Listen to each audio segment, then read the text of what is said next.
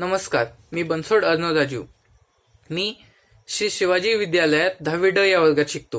वाचन प्रेरणा दिनानिमित्त डॉक्टर उमाकांत जाधव सरांनी मला महानायक या ग्रंथावरती समीक्षा मांडण्यास सांगितली होती व म्हणून मी आज आपल्या समोर एक महानायक ग्रंथावरती समीक्षा मांडत आहे.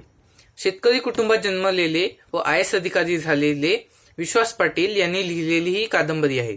या कादंबरीमध्ये वर्णन केल्याप्रमाणेच जसे छत्रपती शिवाजी महाराज, महाराणा प्रताप यांच्याप्रमाणेच ज्यांचे फोटो प्रत्येक घरात लागावेत असे व्यक्तिमत्व म्हणजे नेताजी सुभाषचंद्र बोस.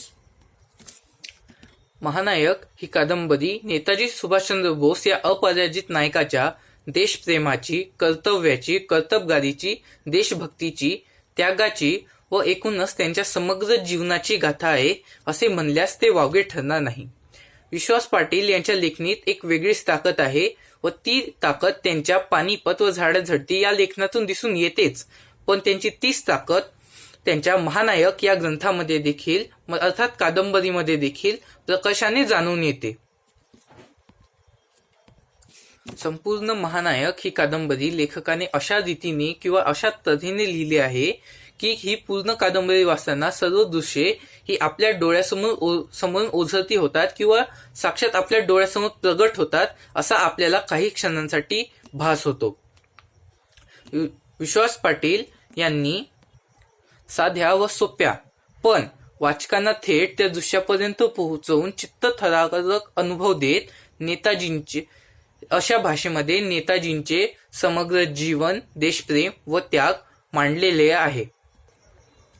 महानायक कादंबरीमध्ये लेखकांनी नेताजींचे वडील जानकीनाथ बोस, आई प्रभावती, भाऊ शरददा, वहिनी विभावती, पत्नी एमिली अशा कुटुंबियांचा जेवढ्या आत्मीयतेने समावेश केला आहे तेवढ्याच आत्मीयतेने धिल्लन, सेहगल, शहनवाजनंतर भगतराम तलवार, हबीबुर रहमान, तोजो, मुतोगाशी, जनरल कवाबे अशा नेताजींना साथ देणाऱ्या व त्यांच्या पूर्ण युद्धामध्ये त्यांची मदत करणाऱ्या त्यांच्या मित्रांची व त्यांच्या सवंगड्यांची देखील तेवढ्याच आत्मीयतेने त्यांनी समावेश केलेला आहे.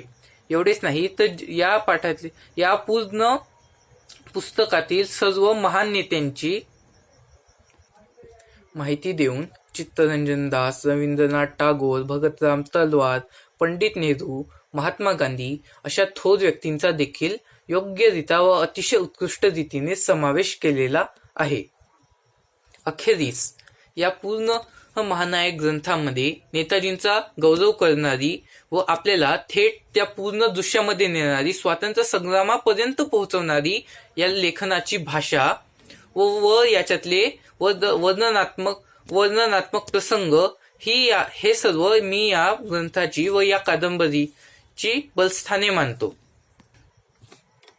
त्यातल्या त्यातच आपण म्हणजे वाचक स्वतः अग्नीच्या ज्वालांमध्ये उभा आहे असे भासवणारे नेताजींच्या शेवटच्या काळाचे वर्णन व त्यामध्ये त्या मरणप्राय परिस्थितीमध्ये सुद्धा नेताजींचे इतरांबद्दलची चौकशी व आपुलकी व काळजी हे जे दाखवण्यात आलेली आहे हे मी या ग्रंथामध्ये एक खूप महत्वाचे बलस्थान मानतो.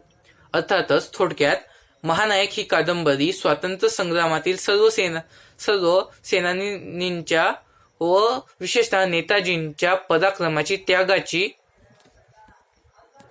जाणीव करून देणारी व वाचकांनी एक उत्कृष्ट वाचन म्हणून नक्कीच वाचावी अशी कादंबरी आहे.